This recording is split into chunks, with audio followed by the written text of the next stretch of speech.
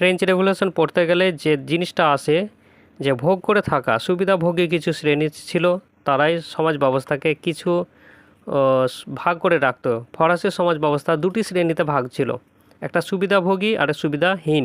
এই সুবিধাভোগী সম্প্রদায়ের মধ্যে প্রথম শ্রেণী, যেটাকে ফার্স্ট স্টেট, এবং দ্বিতীয় শ্রেণী সেকেন্ড স্টেট বলা যেতে পারে, এরা ছিল সুবিধাভোগী শ্রেণীর পর্যায়ে। আর সুবিধাহীন শ্রেণীর মধ্যে ছিল কৃষক, ব্যবসায়ী, আইনজীবী, শিক্ষক সমূহ পর্যায়ের লোকগুলো। এর মধ্যে চলে আসা যেতে পারে ফার্স্ট স্টেট, যেটাকে প্রথম শ্রেণী বলা যেতে পারে। সমাজ ও রাষ্ট্রের সমস্ত ক্ষমতার অধিকারী ছিল এই ফার্স্ট স্টেট পর্যায়ের মানুষেরা। যাজকের আবার এদের মধ্যে ভাগ থাকতো যাজক শ্রেণী, যেটা বিভক্ত থাকতো উচ্চ শ্রেণীর যাজক, বিশপ যারা। নিম্ন শ্রেণীর যাজক থাকতো কিছু ভিখার, কুড়ে, এরকম টাইপের।